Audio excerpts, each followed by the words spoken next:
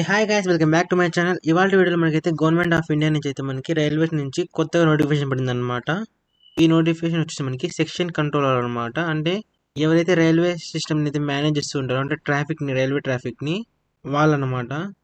And ఈ notification సంబంధించి మనకి ఇంపార్టెంట్ డేట్స్ చూసుకుంటే మనకి ఓపెనింగ్ డేట్ వచ్చేసి మనకి 15th జూలై అనమాట. అండ్ క్లోజింగ్ డేట్ వచ్చేసి మనకి 14th ఆగస్ట్ అనమాట, అంటే next month. And last date of application fee payment వచ్చేసి మనకి 16th ఆగస్ట్ అనమాట. 16th ఆగస్ట్ వచ్చేసి మనకి last date of application fee. మీరైతే కనుక ఈ నోటిఫికేషన్ అప్లై చేసుకుంటే మీకు మినిమం డిగ్రీ అయితే ఉండాలన్నమాట. ఎనీ డిగ్రీ అయితే ఉండొచ్చు. అండ్ మీ ఏజ్ వచ్చేసి 1st జూలై లోపు మీ ఏజ్ వచ్చేసి 20 to 33 ఇయర్స్ మధ్యలో ఉండాలన్నమాట.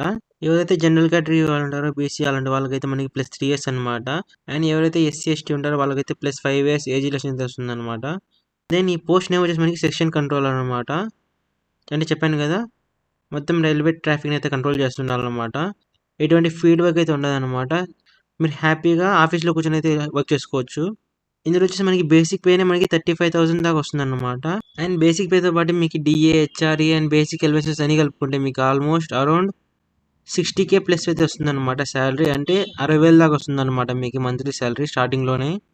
ఈ పోస్టులు అయితే మనకి టోటల్గా 119 పోస్ట్ అయితే ఉన్నాయన్నమాట. వచ్చేసి మనకి ఆల్ ఓవర్ ఇండియా ఎవరైనా అయితే అప్లై చేసుకోవచ్చు. అండ్ దెన్ మనకి కొంతమందికి ఏజ్ రిలేషన్స్ ఎవరైతే పీడబ్ల్యూ ఉంటారో అండ్ అన్రిజర్వ్ కేటగిరీ వాళ్ళకి సంబంధించిన ఏజ్ రిలేషన్స్ మనకి డిస్ప్లేలో చూపిస్తాను, ఇక్కడ మీరు చెక్ చేసుకోవచ్చు అనమాట. అండ్ దెన్ ఈ సెక్షన్ కంట్రోల్ పోస్ట్ వచ్చేసి మనకి కంప్యూటర్ బేస్డ్ టెస్ట్ అయితే కండక్ట్ చేశారనమాట. టోటల్ డ్యూరేషన్ వచ్చి మనకి 120 minutes అయితే ఎగ్జామ్ ఉంటుంది అనమాట. అంటే మనకి ఎగ్జామ్ అయితే 2 hours అయితే ఉంటుంది. అండ్ టోటల్ క్వశ్చన్స్ వచ్చేసి మనకి 100 క్వశ్చన్స్ అయితే వస్తాయి అనమాట. 100 క్వశ్చన్స్ 100 మార్క్స్ అనమాట. ఎవరీ రాంగ్ ఆన్సర్కి అయితే మనకి 1/3 నెగిటివ్ మార్కింగ్ అయితే ఉంటుంది అనమాట. అంటే 3 రాంగ్ ఆన్సర్కి ఒక రైట్ ఆన్సర్ అయితే తీస్తారనమాట.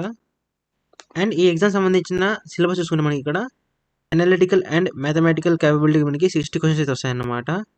అండ్ లాజికల్ క్యాపబిలిటీ మీద మనకి 20 క్వశ్చన్స్, మెంటల్ రీజనింగ్ కింద మనకి 20 క్వశ్చన్స్ వస్తాయన్నమాట. Total 100 questions 100 marks. Exam duration మనకి 120 minutes, అంటే 2 hours అనమాట. అండ్ దెన్ ఎవరైతే సిబిటీ టెస్ట్లో ఎవరైతే క్వాలిఫై ఉంటారో వాళ్ళకైతే మనకి మెడికల్ టెస్ట్ అయితే ఉంటుంది అనమాట. ఇందులో మీకు ఫిజికల్ టెస్ట్ అయితే ఉంటుంది. టెస్ట్లో కనుక చూసుకుంటే మనకి డిస్టెంట్ విజన్ వచ్చేసి మనకి 6/9 without glasses and no fogging test కూడా కండక్ట్ చేశారనమాట.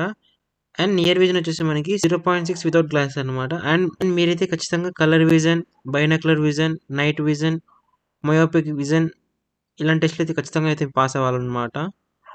అండ్ దెన్ ఎవరైతే టెస్ట్లన్నీ పాస్ అవుతారో వాళ్ళకైతే మనకి నెక్స్ట్ డాక్యుమెంట్ వెరిఫికేషన్ అయితే ఉంటుంది అనమాట.